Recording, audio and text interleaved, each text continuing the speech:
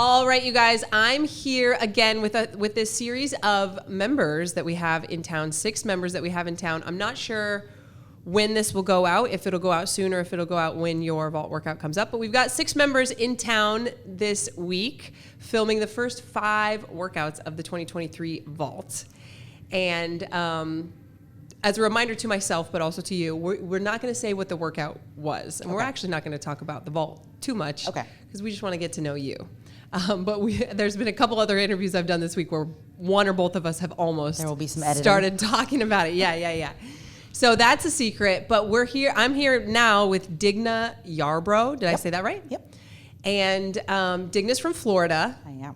Currently a stay-at-home parent / homeschool mom. Yes. How old is your? He's 8. He's an 8-year-old. What's his name? Desmond. Desmond. So, yeah, he's in 3rd grade. Oh, that's awesome. So stay-at-home mom and homeschool mama to Desmond, but formerly was in the Army and then did some contract work overseas before all of that, which sounds exciting. It's very different than the life I have it sounds now. like the complete opposite of what you're doing now. We did a lot of things before. Which is great, and I think it probably adds to how you're able to teach him and everything. But you've actually, out of everybody here, you've been a street parking member for the shortest period of time, I believe. When did you join? I got a gift certificate right before Christmas, I think. From almost a year. One of the members, Sammy. And it was right before Christmas. And then I think I signed up maybe a week later. Okay. So it was like it was right before the new year. So it's been just under a year. Awesome. About to have that 1-year anniversary. Yeah. And then one of the stipulations or one of the requirements to apply to come here to be a part of this whole thing was that you had to be a vault finisher. So in your first basically 6 months, you were able to find consistency and finish the vault. That's awesome. Yes. So we'll talk about that. Yeah, okay, cool. I wanted to do a couple with everybody else. I've been doing these like warm-up questions to just I don't know, loosen us both up and get the combo flowing. So what the people want to know. All right, so here we go. These are just super random. If you had to choose for like a favorite meal, if you were gonna go like, I don't know what your nutrition is like, but if you were gonna have like a tasty meal, like a celebratory meal, would you prefer going for breakfast or dinner? Dinner. And what would it be? I guess if I'm like going for like the really tasty stuff, the first thing I think of is like my grandma's food. So probably like a Hispanic place. Okay. Doesn't necessarily have to be Puerto Rican. She's Puerto Rican, but when I think of like a celebratory meal, I think of Christmas, and that is pork shoulder and rice and beans and just the delicious, like the plantains and all that good stuff. I love that you even had like a person that you would want to have cook it if you were in it. If I want to have somebody cook anything, you're not going to go to a restaurant. It's always grandma. Okay. And do you guys have traditions around that? I mean, it's almost Christmas now. We do. So every year at Christmas, we make what's called pasteles, which is a plantain, green banana, and a couple of other root vegetable. I guess you would like kind of blend it all together. So whatever you want to call that. And then grandma makes the pork shoulder, cuts it up into tiny little bits, and we basically have like a factory line of the whole family. It's kind of like making tamales. Oh, yeah. A similar type meal, and we'll make something called coquito, and it's a rum-based, coconut-based, kind of like eggnog drink. And we just drink that, listen to some Christmas music, and usually Spanish Christmas music until we run out of songs and switch over to the English versions. We make the pasteles. So this year, my grandma's 81. And so my cousin and I, for the last couple of years, she's been like, all right, you guys are going to have to take over. Yeah. We've recorded it a couple times, and she's got her ratios now because, like, older people never have an actual recipe. They're like, this many and that many, and you just do it. His mom are. Exactly. The members are always like, you guys should make a recipe book. I'm like, there's no way. There's no way. I could tell you the ingredients. Figure it out. Yeah. So she's got her ratios. She finally has them. So my cousin and I, who is also... She's a gallo, but I got her to join right before JVM. So Elizabeth and I, we're gonna have a contest this year. So we're gonna make them, and we're gonna have Grandma blind taste test them and tell which one that she likes better. I mean, yes, hopefully. Oh, that's so fun. That's so fun. Okay, so your husband, did he have? Because I envision your husband's here with you, and so we got to meet him. And when you're talking about all these cool like traditions around like Hispanic food and all that stuff, Did he experience the same thing that I did? Because I grew up pretty, like just your basic, super basic foods. And then when I met Julian and when I married Julian, like I got introduced to so much more basic flavor, basically. Yeah. Did he have that same Seasonings. experience? Or because you guys are from Florida, Yeah. I feel like there maybe already is a lot of that over there. No, he definitely had his very basic stuff. And we got together really early or young. I was 14, he was 16. Oh, So okay. he was kind of like Jax, just like that teenager, like constantly eating. Yeah. And the way my parents tell it is like, he just kept coming over and we just had to keep feeding him. And, He loved it. He loved it. And he's it. always been the type of person to just eat whatever. He's very friendly and personable too. He is. He definitely is. And so he was like, you want to feed me rice and beans? I'll eat rice and beans. Or you want to make spaghetti the way you make spaghetti? Sure. Like, bring it on. Because my grandma makes like what we call like the greasy Puerto Rican spaghetti. It's not Italian food at all. But yeah, he was all about it, and he's been all about it. And we've been married for a million years. So that's cool. He's been a part of the whole like Christmas traditions and stuff like that. I just feel you get introduced to the like different food, and it's just homemade. Obviously, you can go to a restaurant, but like when it's homemade like that, like what you're explaining, it's different. And like if it's going to be a celebratory meal, I would like for family to be there. And if my grandmother's going to be there, she's not eating anybody else's food and like claiming that it's good. I mean, she'll eat it, but it's like, it's fine. You should play a joke on her when you do your taste test and go buy one from like a store. I should, because she hates them. Like, I'm totally kidding. She hates them. Like we have a couple of Hispanic stores where you can buy them and they're pre-made and everything. And I should be like, yep, this is mine. And I'm sure she'll try to be nice about it. That would be funny. But that would be really, you should totally do that. And just be like, I'm just kidding. Cool. Well, we went down a rabbit hole with that one, but I always find it interesting I'm a breakfast person. Okay. I love like really good French toast or pancakes and things like that more than I'm a dinner person. Coffee or tea? Coffee. Florida has some good coffee. What part of Florida do you live in? We're in Central Florida. So if you go to Orlando, Disney, and go an hour east, or that's where we are, in Melbourne. Is that true for all of Florida, or is it more of like a Miami thing? The good coffee? Yeah. It's probably more a Miami thing. Yeah, Orlando too. Like we're pretty close to Orlando, and as you get closer to Orlando, there's like all the Hispanic shops and coffees and like things the little like that. tiny, the little places where you can just go get the espressos and everything. We have some. They're not like Miami, like Cuban coffee driven. Yeah, those they're are the more ones like that I'm thinking coffee of. shops I see. that we have. They're pretty good. Okay. But yeah, no, our Hispanic coffee game is not great where I live. Yes. What music do you listen to when you work out? To Joe's dismay, probably a lot of pop. Okay. I mean, it's kind of, it's happy. It is. It's happy. That's what I've always liked. That's what I've listened to. I do listen to a lot of Hispanic music too, as long as it's got the faster beats, because once they start getting like the slow dancey beats, I'm like, no. But if I'm working out with Joe, a lot of times it'll be like a more Metallica vibe, which is fine too. I don't mind the rock. If I'm picking it for myself and I'm just going to enjoy music that I like, it'll probably be more the poppy or Spanish Isn't it stuff. so funny? We all feel a little like, do I have to say this out loud? Like, I put it on the NSYNC channel, okay? Like, oh, totally. I'm okay with that. Like, I will own NSYNC all day, and he will roll his eyes, and I'm like, whatever, put the volume up. That's cool. All right. So I wanted to talk to you a little bit about, first of all, just like we said before, you've had like these almost like opposite lives a little bit. How long were you in the Army for? I was active for 5 years and got out, and there's this whole, when you sign up, you are beholden to 8 years. Okay. Even if your contract is only 5. So for the next 3 years, you're in what they call IRR, the inactive ready reserve. Okay. So if for some reason they're like, oh, your job, we need that now, they can call you back.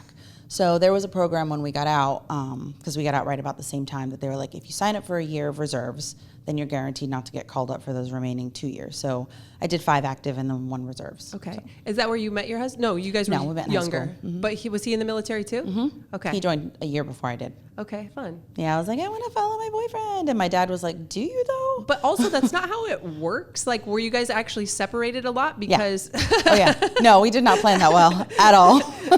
Like, had we joined together, or definitely had we been married already, but that wouldn't have happened. Yeah, it's not like getting a job at the same company. No, not at all. You might be on a different floor. Not like, you're at actually all. more likely to be separated. We were if you're 100% both in. separated. We were telling Ben, actually, we were talking to him last night, and I didn't realize it was as long as it had been, but it was something like 2 and change years before we finally like lived together after we got married. Yeah. So it was Wow. Really poor planning, but we were 18, 20, Yeah. like really stupid.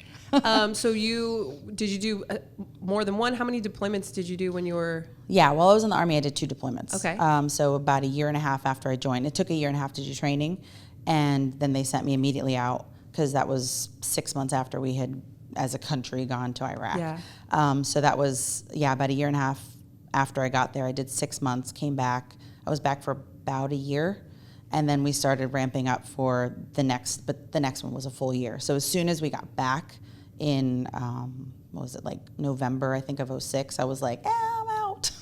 And that was the end of my 5 years. So. And then after, you said that you did some contract work. So you went back to Iraq once, and then Afghanistan once. And you were still on base as a contractor. Right. So what I wanted to ask you, bringing it back to here we are with street parking fitness related, is we actually have a lot of service members. I think street parking works really well for people who are deployed, especially because it's like you never know what kind of equipment situation you're going to find yourself in, and the schedule is you're not at all within your control. When I got to go to some of those places, it was almost like you either have too much free time or no free time is what it seemed like the vibe was. Yeah. And another thing that it seems like a lot of the members that I've seen them talk about is it's a way for them to stay connected to friends or family back home, because it's like we're both street parking members, me and my spouse or whatever, and so we're still like connecting over like, did you do this week's vault workout? Right. And that's like a shared thing, which is really cool. Obviously, you weren't a street parking member when you were deployed. What were you doing for fitness, or what did fitness look like for you during that time? When I was in the Army, fitness looked like nothing, honestly. Okay. I mean, we were still required to take a PT test once a year. Of course. So if you happened to be on a deployment when you had to take your PT test, you kind of the couple months leading up to it, you're like, I'm going to go on runs. But there was nothing organized because everyone's on such crazy schedules, and you're not going to do an organized run on base because now you're just a target if something happens. There's a whole group of people. So really I was just kind of mucking about, and I wasn't doing a whole lot when I was deployed in the Army. In 2011 is when I deployed the first time as a contractor. And I was trying to do fitness. I had done a half marathon that summer before, and that was a hot mess because I started training and then it got hard and I didn't want to really do the training anymore, but I'd already signed up for the race, so I just did the race, broke my feet, and not literally, but it was a mistake. Yeah. And so I was labeling myself a runner at that point. I think I even did a 5K on base at one point when I was in Baghdad, and met somebody there who had discovered CrossFit at some point before that, and he was really into it. And I was like, I'll kind of try it. I think I went and watched him do, I can't think of the one it is right now, but the 1 minute of this, 5 minutes worth of rowing. Yes, thank you. And I was like, I don't know what Fight Gone Bad means, but sure, I'll go watch whatever you're talking about. And I was like, that looks terrible. I'm never going to do that. Why would you? Why? Because it was one of those where you fall over on the ground and he's laying by the rower for 5 minutes, and I was like, that's torture. But I started out slowly and lightweight and stuff like that, and I got hooked. And somebody who still owns a CrossFit gym in Australia, who worked at the Australian embassy, was writing workouts for her. I think she had it was called CrossFit Baghdad, but it was all online based. So it was all for her Australian counterparts and stuff, and also for a way for her to connect to people around the world. And he had met her. They had kind of hooked up in the sense where they were doing the same workouts, even though we were on different bases. He introduced me to her, and then we just kind of slowly started dragging people into our madness. And so we had a pretty good group going by the time, we all left, and we all left at different times, but we had a group. We left them working out. We kept sending workouts. And so then I went home to Florida. I joined a CrossFit gym there with somebody that I had worked with prior. He was a software engineer. He didn't want to do that anymore, opened a gym or a box. So I started going there, and I was hardcore CrossFit, went over to Afghanistan, was doing my own thing, and I didn't know anything about street parking, but basically it was well, let's see what the workout of the day was, and I was like, well, this is what I have, this is what I don't have, so this is, I'm going to customize it. Yeah. So I was just that crazy chick at the gym who would work out in a corner by myself, because I brought my jump rope, but then I just worked out with, I was doing lunges outside and then running back in and doing whatever. So I was just that weird one over there, working out, and then kind of it happened on every deployment. I was like, hey, what are you doing? Or I'd be at the office, hey, I'm going to do this tomorrow. Anybody want to join me? And I'd get for a long time, it was like, absolutely not. Like, you're crazy. And then onesie twosies, it was like, oh, maybe I'll do it once a week. And then I got a little group there, and then I'd move to another place and kind of do the same thing, like Pied Piper it. But yeah, that's kind of how I got into it. And then when we finally got out, we were in between St. Louis in all those deployments as well. So we had a box there that we would go to in between deployments, and move back home to Florida. And we moved back home when Des was 5 weeks old. Wow. So there was not a whole lot of fitness happening at all. And then just kind of, I loved the people at the box. I still am friends with a lot of them. It's just the going back and forth and the trying to do school. At the time, I was working full time, and it was just like, this isn't really working out. So I just worked out at home. Yeah.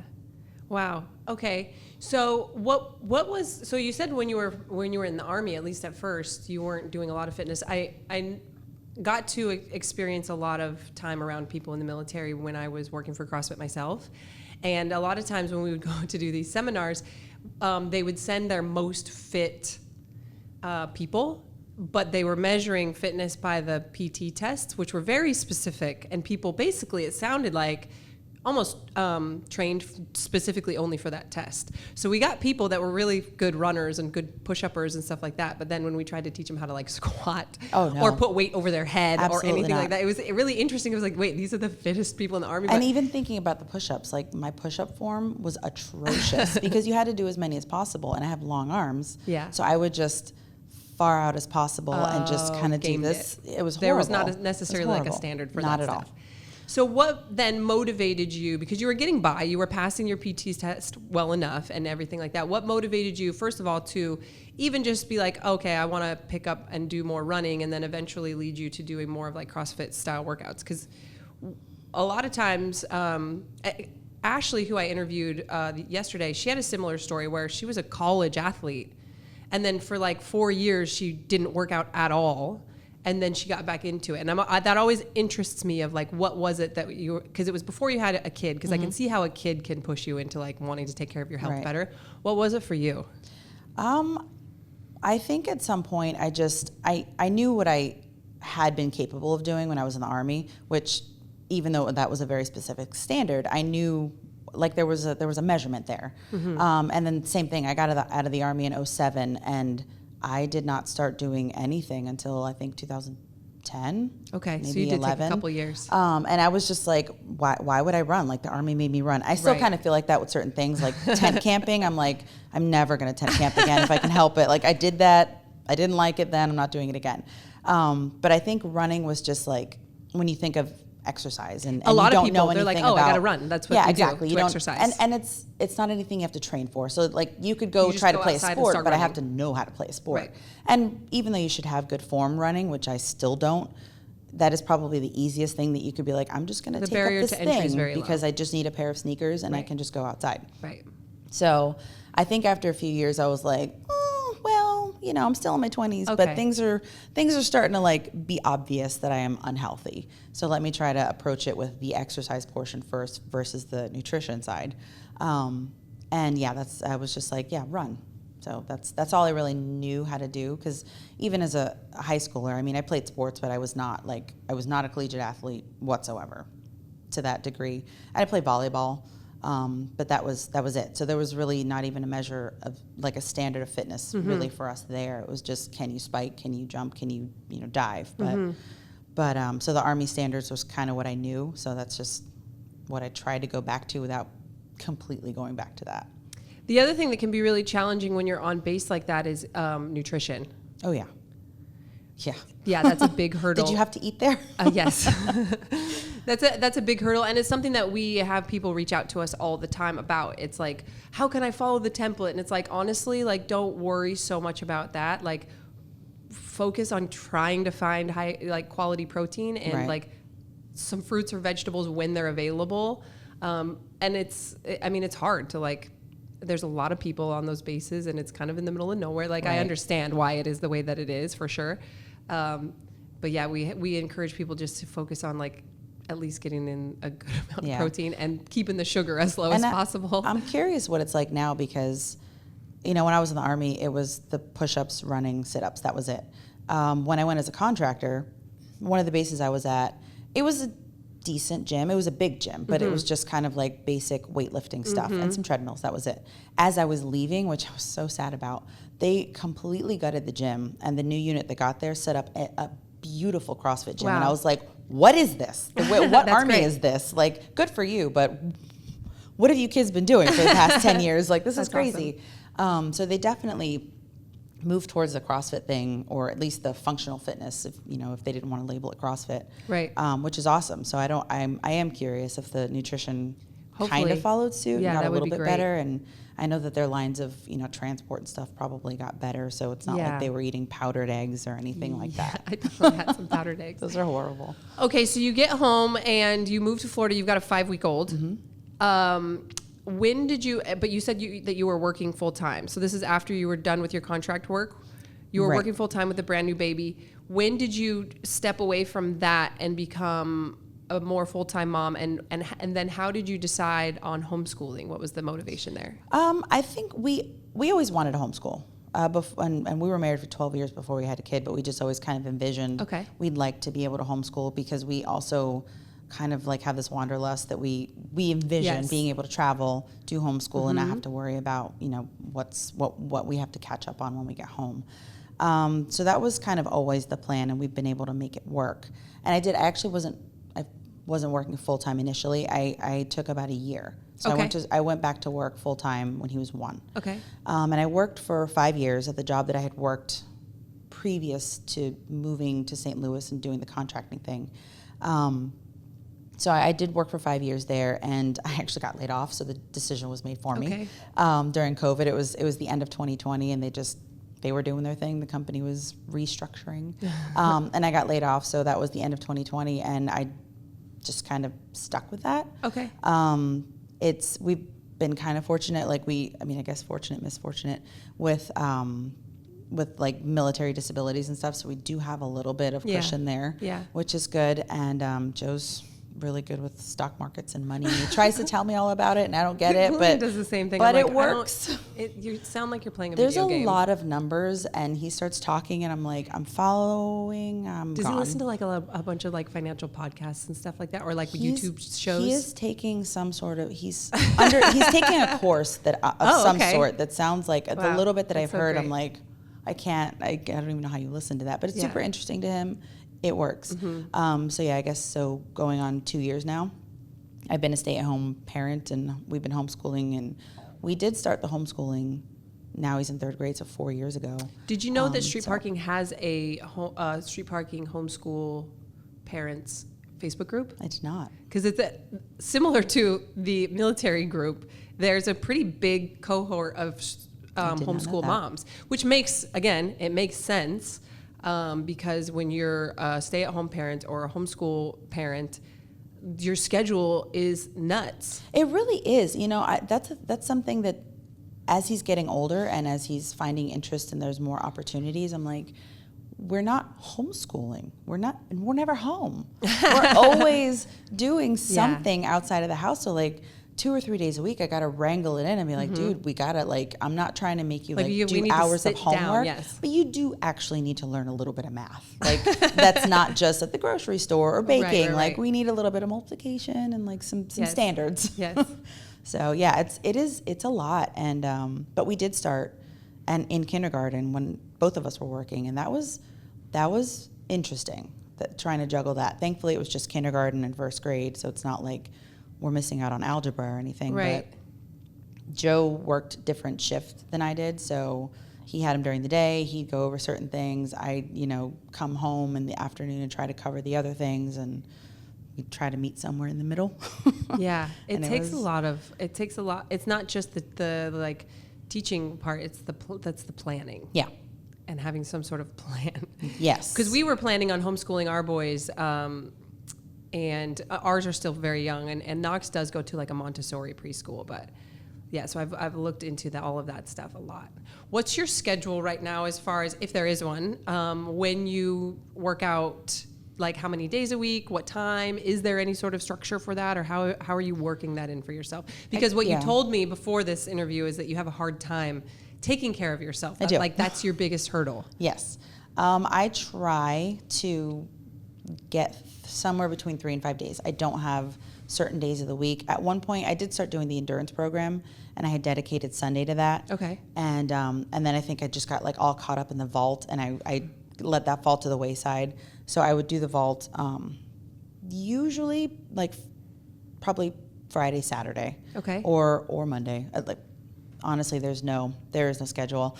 What I end up doing is working out at the end of the day, which physically works because like I feel like I'm warmed up and I don't have to do like a massive working out here in the garage. I was like, no, I actually have to warm up. Like I try to warm up at home, but this was like actual warming up. And so by the end of the day, at least I feel like I can move better. But also at the end of the day, I'm like, if I don't get this done now, it's not going to happen. I have maybe a handful of workouts that I've done post dinner or post putting Des to bed. And it's again, rough. Sammy, who's the person who gave me the gift certificate to start all this, she and her husband are always doing nighttime workouts. And I'm like, I don't understand. They both work full time. They have 2 kids. What are you doing at 8:30 at night, like putting your sneakers on? I'm like, there's no chance. If I haven't worked out by 6, which I think even that's late in the day, that it's not happening. Yeah. So I have to try to like, it really sucks though, because it starts to get to me mentally that I'm like, I haven't worked out. So now I'm getting cranky and I haven't worked out. And I could have worked out early in the day, maybe, if we can stick it in between appointments and stuff. But now I'm like nipping at people because I'm like, I just need my 20 minutes. But I do try to work out, I'd say 4 days a week at least. So, I mean, I think that that's a very common thing for parents. I would say maybe more moms than dads, from what I've seen, with always putting yourself on like the back burner. And obviously it doesn't sound like you have it all like completely figured out. I don't know that anyone does. But how do you fix that? Like, what are you working on to make sure that that doesn't ever become a thing that just stops you from doing what you know you need to do to take care of yourself completely? Like, do you and your husband have really good communication about it and he's super supportive, which is a whole other thing because we definitely have a lot of members who have spouses that are not encouraging them in that way. So how have you overcome that? Do you have any strategies? I'd say or things that you think about? When I get to the point, like if I can make it work, if I'm really thinking just a little bit ahead and I can get Des outside to play, whether the neighbors are there or not, like if he's outside already, it usually makes it easier for me to get myself outside because that's where I work out is out in the carport. And so if he's out there, then I have kind of like the mental excuse of, well, I have to watch my kid. Right. Which I do. But it's like, I have to go outside there with him. So while I'm out there, I might as well work out. There have definitely been days where I've had a day and I get home and I'm like, Joe, I just need to work out. And he's like, I got it, or I'll go, hey, this is what I was going to make for dinner. Can you please just like start it? You don't have to finish it. Or if you want to finish it, go for it. But, like just start the noodles or put the, and he'll get that going. And then there's other days too, where like I don't ask for the help and I can totally feel that being my fault because I'm like, I'm gonna get dinner done. I'm gonna, and I'm like slamming pots and doing things, and I'm like, and I would get outside and work out, but I have to make dinner, and I will sometimes, not all the time, but sometimes on the days finish whatever I'm doing and then get myself outside anyway, because I know that once it's done, like I always inevitably feel better. Always. I don't understand what makes me procrastinate so much. Yes. It's not even like I don't want to do the workout necessarily. It's just, well, if I'm going to work out, if I've got all this spare time, let me go do this thing first. Yeah, so, I need to take care of everybody else. Right. You mentioned to me too when we talked before this that I asked you if you've always been consistent, and we've gotten into that a little bit. But you said that you did it was easier for you to be consistent when you had a group or at least one other person when there were other people involved, whether it was going to a CrossFit gym or training with other people on base or whatever, that it was easier for you to be consistent. And that makes sense. I think a lot of people feel that way, but you said that when you started working out alone at home, you struggled. And this is still pretty new for you. You've only been a street parking member for less than a year. But obviously, because you were a vault finisher in the first 6 months of this year, you found consistency. How did you overcome that? Was it just time and getting used to it? Or was there something like a tip that you could give for people to help them? Because I think a lot of people struggle with that. Yeah. Well, prior to getting into street parking. Hold on, we have to like move so that the lights turn back on. We're here. Okay. That happened to me in Jackson yesterday too. Yeah, I mean, but before finding street parking, yeah, there was nothing. I guess I find enough community in the street parking community itself, where people are like, "Hey, I did this workout. Did you do this workout?" And again, I have the person who signed me up, and so the three of us, I say three of us, from the Army, we were all in the Army at the same time, sort of together, but didn't necessarily know each other at the same time, if that makes sense. We years later connected, and we were like, oh yeah, I went to training with you. Oh, but I was in the Army with you. And now we all are just on a group text, and it has been for a few years now. So we'll kind of check in with that, like, hey, have you done the vault this week? Or so it's still some sense of community for me, to just be able to have somebody going, hey, I did the workout. What'd you do today? Or once in a while, I'll even I realize she has a baby, but like Sammy, once in a while, will be like, oh, I haven't worked out in a couple of weeks. And I'm like, all right, well, what are you doing today? Like, I'll just do it with you. Or the other friend, Jennifer, who is actually all three of us are Palomas. So there's that, which is awesome. Of course. That's why you guys are so consistent. We're so consistent. But yeah, we went through that whole JVM thing. We were always checking in like, hey, how much water, whatever. So I still do need some sense of community, even if it is virtual. So just honestly, just reaching out and going, hey, what'd you do today? And same thing with my cousin. I was like, hey, this is the workout I did today. Just like Missy and Tracy, just having that person to be accountable to. And once in a while, I'll text my cousin and go, hey, how long's it been since you worked out? Oh, she'll kind of give the whatever excuse, and I'm like, well, this is what I'm doing today. Here, just do it. Because I actually texted her the other day. I was like, if I'm nice, you're not going to do it, so I'm just going to bully you into it now. So just having it's the communication. It's just being able to communicate with somebody. So just reaching out and. I think just even getting on, whether it's Instagram and just typing in the hashtag, or just scrolling the members Facebook group, because you'll see people.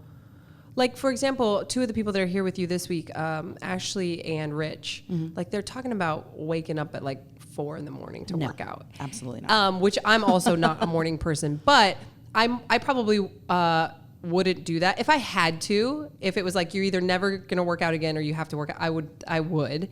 But when I hear people overcoming that and being willing to do that, for me it might be randomly at 6:30 at night when I'm the same as you. Like if I don't get it done before it's dark outside, it's going to be a real struggle. Yeah, and with the time change that I am finding right now that I'm like, oh, it's dark at like 5:30. Like I got to get my stuff together. But I'll see these people, or I'll see these moms, whether it's the kids in the bathtub and they made shift happen or something.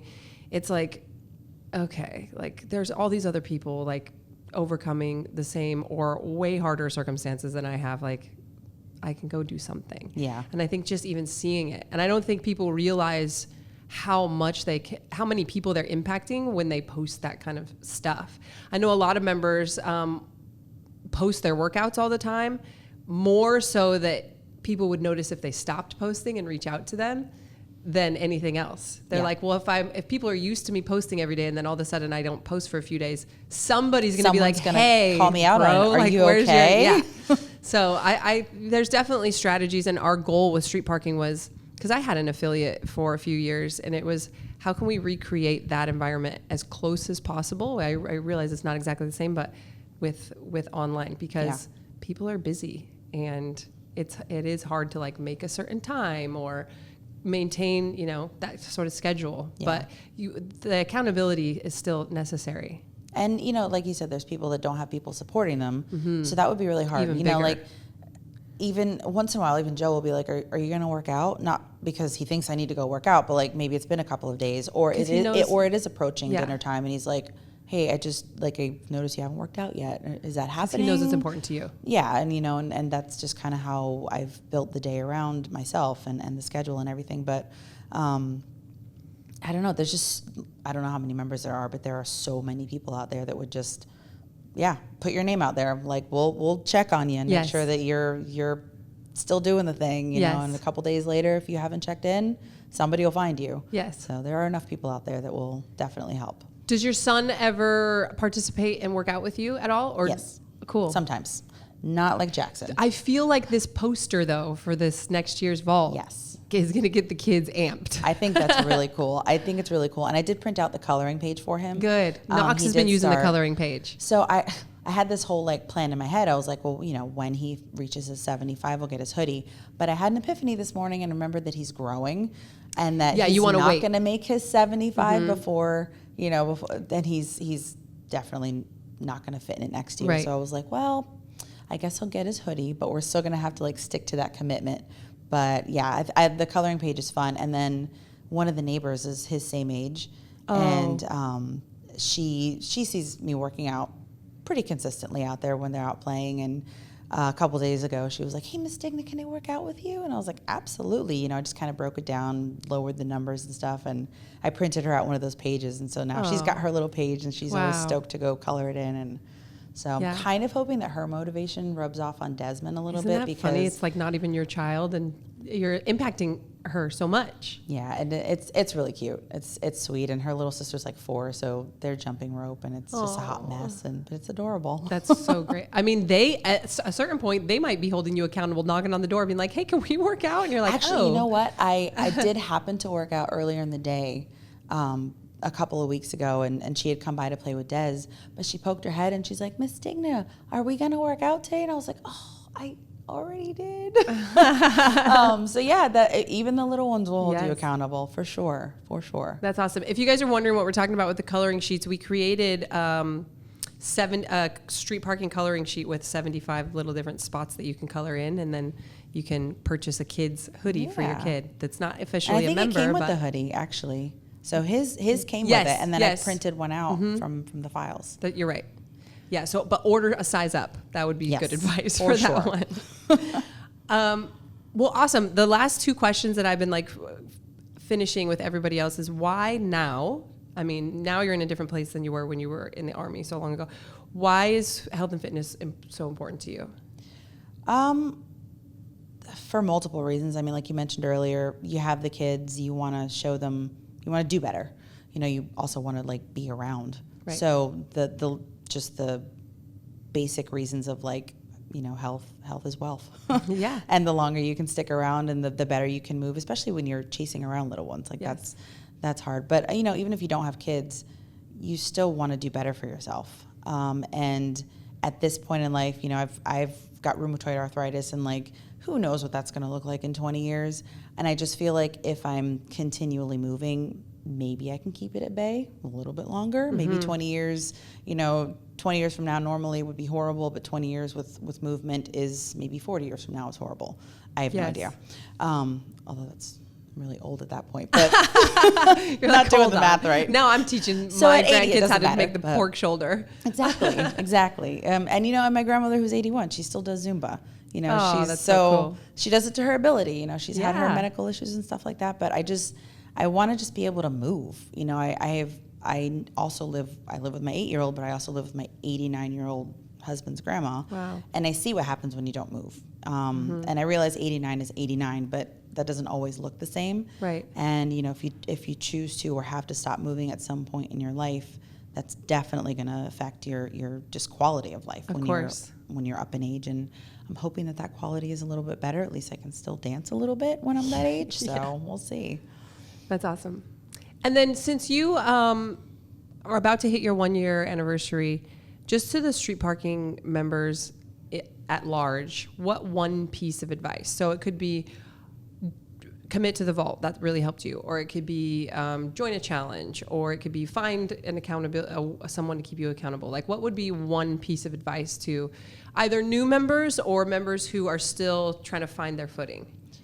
I would say that if you're like an accountability nut like me, like I have to have something to log, or I have to have something that's actually holding me accountable. Like find that person or group of people, or you know, even if it's a once a month, we're going to Zoom workouts, like the groups that they have on Zoom, they get together all the time. There has to be somebody calling me out. Otherwise, it's all on me, and I can be motivated on my own for so long, you know, and then life kind of catches up, and then 3 weeks have gone by and you haven't done anything. Yeah. So for me, it's having somebody there to kind of check in with. The challenges are cool. They're fun. They make it extra fun, and more people pop up that become accountable, and you become accountable. I think a lot of relationships are formed in those things. But when that's gone, that's gone. Yeah. So, and then the consistency is still just on you, and there's no challenge, and there's no like end game, except life, I guess. So yeah, just having somebody or a group of people, or if you're just a person who like, you just need to write it down, whatever that tool is for you, you know, you just have to kind of stick with that, because, you know, life gets hard. And I love chatting with you because it's like, I love hearing that you don't have this like set schedule. You don't have like a specific, okay, on Mondays and Tuesdays I work out at this time, and Fridays and Saturdays, because I sometimes feel like people feel like if they don't have that, they're failing in some way. Where it's like, well, I hear everybody else and they have the schedule and they're getting up at 3:30, and like, that's just not going to work for me. And sometimes I work out at 9 a.m. and sometimes I work out at 6 p.m. and sometimes, you know, I work out on Sunday and sometimes I work out on Saturday, you know. And I think oftentimes people feel like if I don't have it all figured out and laid out perfectly, like all these other people that I'm hearing about, then I'm somehow doing it wrong, or I'm failing. Yeah, you can't start until it's all perfect. Right. And that's just never going to happen. Yeah, and even if it does happen for a short period of time, eventually something's going to throw a wrench into it, and if you're unable to adapt, then you're back to square one of feeling like that you can't keep going. If it's not sustainable, just like a diet or a fad or whatever, you know, like, sure, you can eat a certain way for 3 or 4 months. That's very specific, but once that's over, just like the challenges, once that's over, what are you going to do? What are you going to do? Yeah. And I mean, the idea is you just have to do something. Yes. So I'm an extremely unstructured person, probably to a fault. Actually. But, you know, it's just, I just have to fit it in there, and where it fits in is where it fits in today. And if that works tomorrow, cool. But if it doesn't, I'll try again the next day. Yeah. Awesome. Well, thank you. And thank you for being here with us this week. Definitely. Thank you.